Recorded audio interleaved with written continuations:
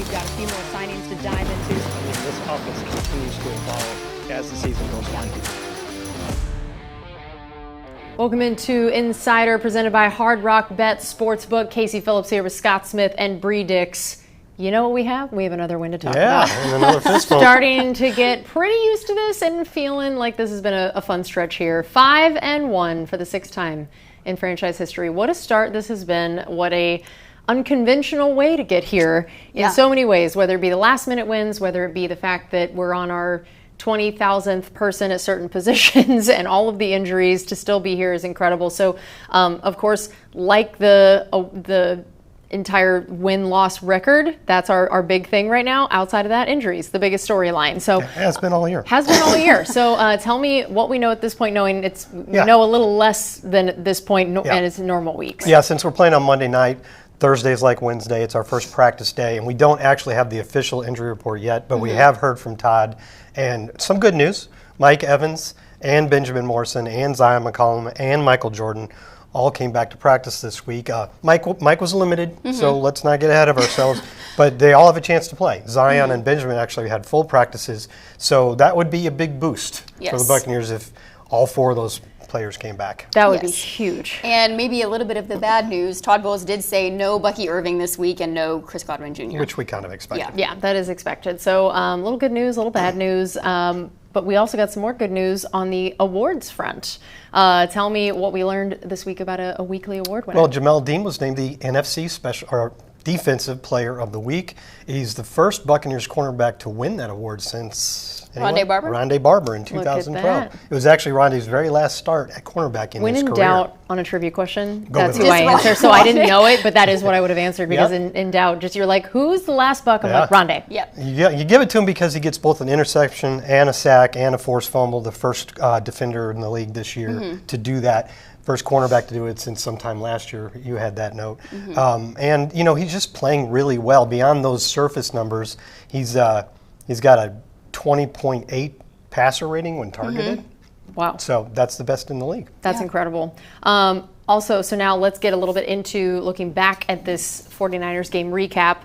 I feel like I had to start with Baker, and especially Baker's scrambling ability, because that 3rd and 14 was one of the most fun things I've ever seen. And I could try to explain the emotions and thoughts behind it, but I thought that Todd Bowles could maybe do it a little bit better than me. First impressions was go down, tuck the ball away, he's going to get killed. Then he broke out of the pocket. Okay, slide. Then he goes to the left. Oh, my God, he's getting ready to get killed. And this guy's crazy. I think he's going to make it. It's like, great job, Baker! And then you go to the next play. Yeah, that's amazing. Let me tell you, I don't know if I was more shocked by the Baker play or that reaction by Todd. I feel like it's been really fun watching as we posted that, everybody's reactions to Todd's reaction. And I think people don't realize how much we get that Todd not on air. And so to everybody else, this felt like this huge aberration. But to a lot of us, we're like, yeah, no, he is very funny. He can be very emotive. He can be a heck of a trash talker. Like, he is not nearly as stoic as everyone thinks he is. So I was really happy when he was willing to let us in on that little bit there. But yeah, I mean, he has reason to be screaming about Baker and what his performance is, because we all know what he's been doing in terms of some of the throwing of like the records like that. But purely from a scrambling point, I thought it was so interesting that he has his highest per game rushing average since 2018. And he's on pace for a career high rushing yards in a season. But what's even more important, he's still protecting the ball. When you scramble, Lord knows anything can happen. And I just love that both from an interception standpoint and a fumble standpoint, Baker's been doing a great job of protecting it while still making all of these things happen with his legs. So just thought we really wanted to shout out that play, that reaction, and his scrambling ability overall. I was just glad that you kept talking about that for a while so Cody could keep running that highlight. I know. I think I could watch that every week. Over and over. It was incredible. For the rest of my life. Another thing I could watch forever is Tez Johnson's flipping ability. So tell me what stood out to you about this guy's performance and just how, man, all these injuries, and we just keep finding guys to step up. Well, he had the most snaps of any Bucs receiver against the Niners. But I think also kind of what I wanted to highlight is that 45-yard touchdown, which came right after Baker's scramble.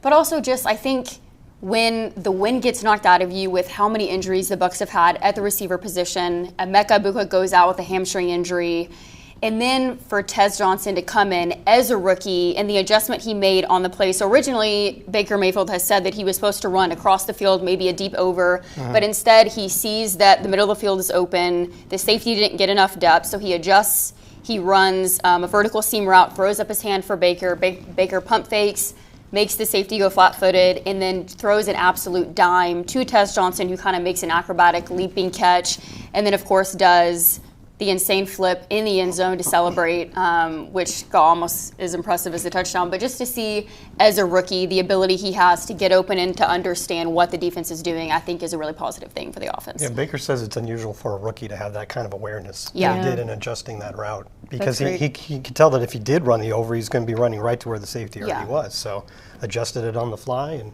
also the Good throwing things up with a happen. hand was a good idea. So Baker notices that this is happening. So Yeah, and I feel like we should give some love to the O-line for their ability to help I'll do create that. some of these Extend- plays. yeah. I'll do that. You'll do that? Yeah, I mean, it's obviously a lot of fun to talk about the Baker Mayfield scramble and the Tez Johnsons and the Cam Johnsons, but it starts up front. Baker says that all the time.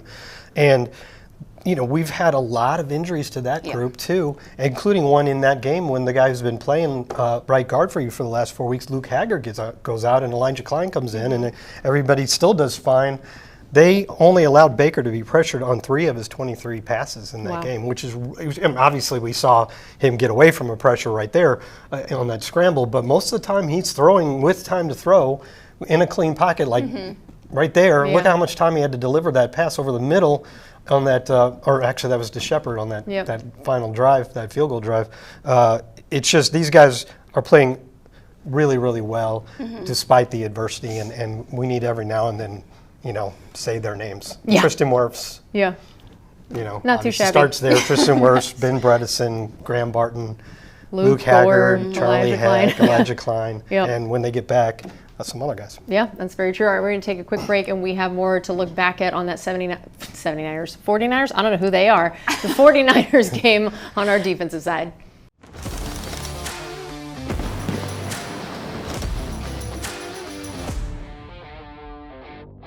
Welcome back into the Insiders. Casey Phillips here with Scott Smith and Bree Dix. All right, so looking at the defensive side of things, Vita Vea. Yes. I mean, frankly, we could talk about him every week, but this week feels particularly like a time we should talk about him. Absolute menace. He had a half sack, 5 quarterback pressures, and he was double teamed on 69.7% of Mac Jones's dropbacks, was still able to get home, and even when he necessarily wasn't finishing it up, he was creating opportunities for other players to get the season high 6 sacks that the Buccaneers did. On one of Yaya Diaby's, he absolutely pummeled Dominic Puny, grown man, to the ground, and then on the half sack he recorded with Elijah Roberts, just absolutely split the double team, nasty swim. But I don't really think you can say enough about what he's doing at the nose tackle position. I mean, I think now he's tied for 9th in Bucs history in sacks. From that position, he's a guy that he stays on the field on those third down clear passing situations, still able to get home at a position that typically kind of just holds the line of scrimmage in 2 gaps. So just the defense goes through Vita Vea and what an impact he had against the run and on getting to Mac Jones as well. Before the show, Bree and I were trying to think of a comparison in the league, another nose tackle, another player of that size with that sort of production. ability, and there could be one out there, but we couldn't think of it. Yeah, I would agree with that. To be able to play that many snaps at his size, no matter what the production is incredible. I think he played 72% of the snaps in that game. It's crazy. It absolutely is crazy. Well, I wanted to highlight Jamel Dean, which we sort of already did at the beginning of the segment, so y'all took a few of my stats. Yeah, it's all that's right. true. You I'll can repeat allow them. it. They are fun. Look, winning NFC Defensive Player of the Week on your birthday. That Yeah, that alone, was nice. already amazing. So yeah, first career sack. Also has had the pick. Only cornerback in the NFL this year with both a pick and a strip sack in the same game. Also, of course, we know he had the pick 6 earlier this season. So because I knew y'all were going to steal some of my things, I decided to come with another Todd Bowles quote as he talked about Jamel Dean on our show this week.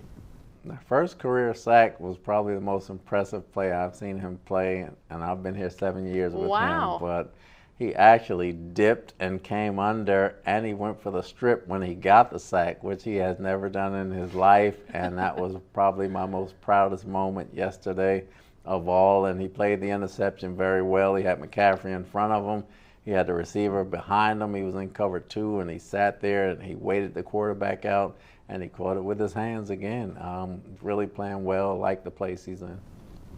I just loved how proud Bowles sounded of Jamel, and particularly the pass rush moves. It was cool to hear Jamel talk about how he felt like he'd been watching Yaya, and that helped him figure out that bend and that lower the move, the lower the shoulder. I thought that was very cool. But I know you had a stat about specifically Jamel in coverage that you thought was pretty cool. kind of already blew it in the first part, but he's, like I said, 20.8 passer rating when the quarterback throws to a guy that he's defending, so he's targeted among players with at least 15. That's the best in the league, and it's just been a wonderful season so far for Jamel.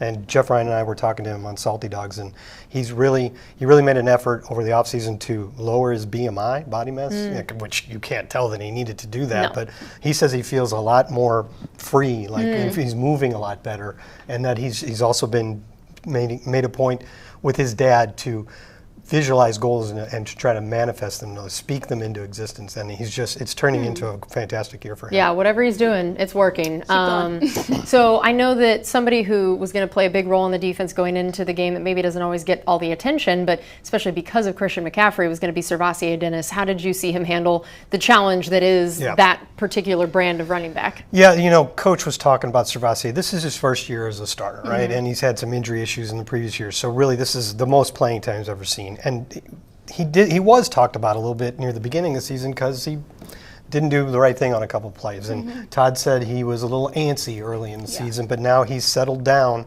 and he's starting to make plays. He's where he's supposed to be and he's making plays. And he was really a big part of slowing down Christian McCaffrey, who only had 42 yak yards, and that's the number one thing they said they had to take care of, was stopping him from getting yards after the catch. He only had 42, his second lowest in any game this season, and almost 20 of those came on that final 3rd and 29 play where we weren't even really trying to tackle him. We were just trying to keep him from getting the first down. All right, we're going to take another break. We'll be back. We're going to start breaking down that upcoming Monday Night Football game against the Lions. We'll be right back.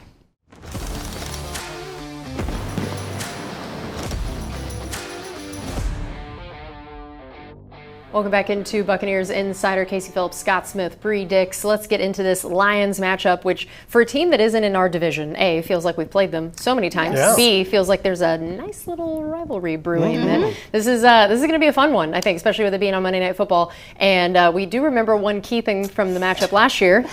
Aiden Hutchinson. We became very familiar with that name. So what are we thinking could happen this year with that? In 2025, he has 6 sacks, which is 4th in the NFL. And then last year in week 2, when the Bucs faced off against the Lions, he had 4.5 sacks against Baker Mayfield, which obviously isn't great. But a guy that can just absolutely wreck a game, as the Bucs have seen, has a full array of rush moves on both sides of the line, just nasty inside spin move, and just can win with power moves, with finesse moves, also can bend the edge.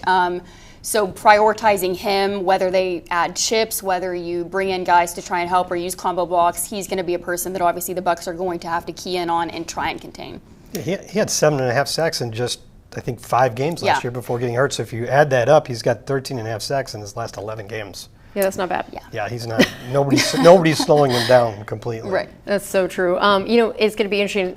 Also, if he's not enough, it's interesting to think about what their secondary could have been if they were all healthy. Right. Thank goodness that it seems like that's not the case, either health or suspension or whatever. Yeah. They're pretty decimated back there behind Aiden Hutchinson. That happened to them last year too, and they managed to get through it. It kind of caught up to them at the very end of the season, but they impressively dealt with it. So you can't just assume, because what you see on paper, that this is going to be a huge advantage for the Buccaneers. But you also can't ignore the fact that their 2 starting cornerbacks, Terrion Arnold and DJ Reed, are an injured reserve, as is another corner they recently took in the second round in Ennis Rakestraw.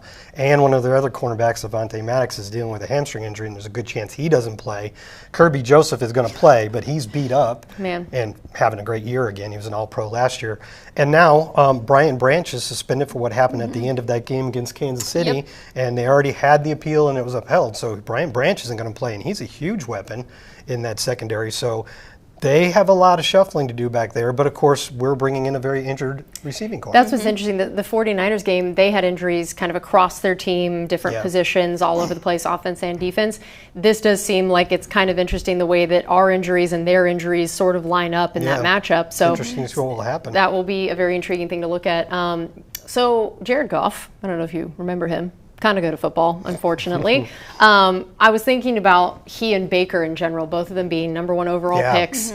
both of them having to switch teams eventually before really kind of coming into their own. Right. I liked the comparisons here, and especially when you look at the fact that since the start of the 2023 season, Goff is first in the NFL in passing yards, and Baker is second behind him, only about 500 yards short from him. And then also since the start of the 2023 season, they are tied with each other with 81 touchdown passes. For the most in the NFL. For the most in the NFL. And so it's just interesting to watch the way these two guys have really reemerged in their careers. And this year in particular, Goff is first in the NFL in passer rating, touchdown passes, completion percentage, doing some good things. And he has Amon-Ra St. Brown. He has some running backs that can catch. He's got a nice tight end in Sam Laporta. He just has weapons all over the place who, unlike their secondary, are not injured right now. He's kind of got his full arsenal of weapons over there. And I mean, he's a really challenging guy to face, even though he's not necessarily one of those mobile quarterbacks that you're like, oh man, how are we going to stop him? He's just a precision guy that if you leave him in there at all, but if you pressure him, things are a little bit different. Yeah, so but they have a great offensive line. Right, so that's going to be the key is can we get pressure? Because when we beat them in week 2, he was 9 of 17 for 117 yards, 2 interceptions, and only had a 35.3 passer rating when he was under pressure. Interesting, good numbers. So I'm trying to do my best Scott Smith impersonation nice. there. So I did not know that. If we are able to pressure him, Bring it all. Bring it all of it. Well, we got it done last week mostly without blitzing too. So if we can do that again, I think that's going to make a big difference. All right, we are going to come back for one more segment here on Buccaneers Insider right after this break.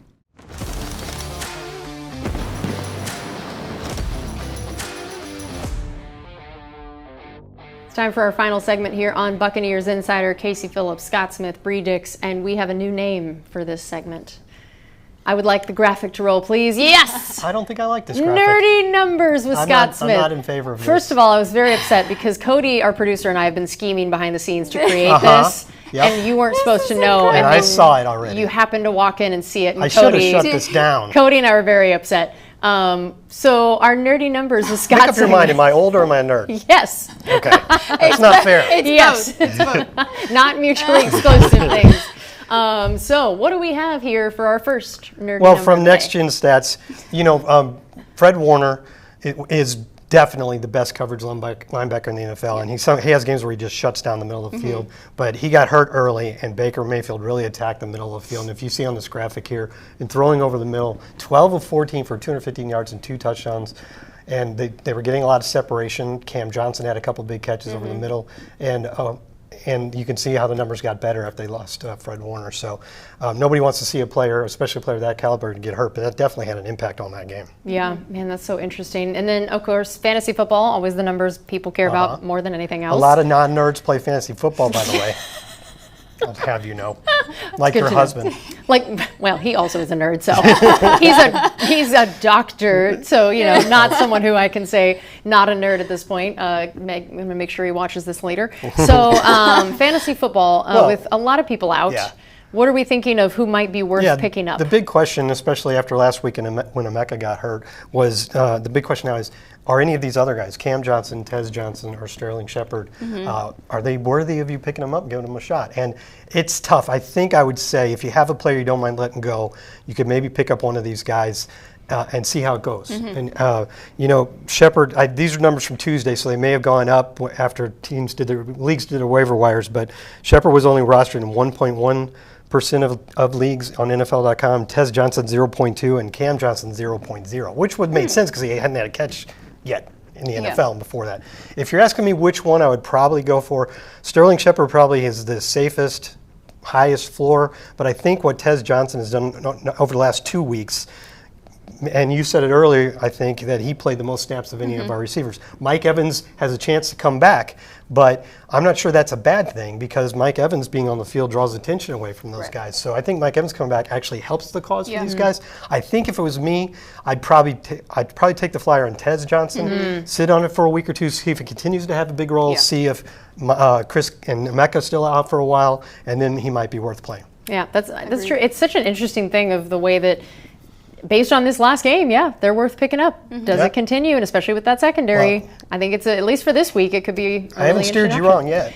That's the very Rachaad true. White thing, put Baker in your lineups thing. Yeah, do what Scott says, everybody, No and big you'll deal. win your league. All right, that's going to do it for Even us though I'm not here winning my on this league. edition of Bucs Insider. Casey, Scott, and Bree saying good luck this weekend. Enjoy that game. We'll see you next week.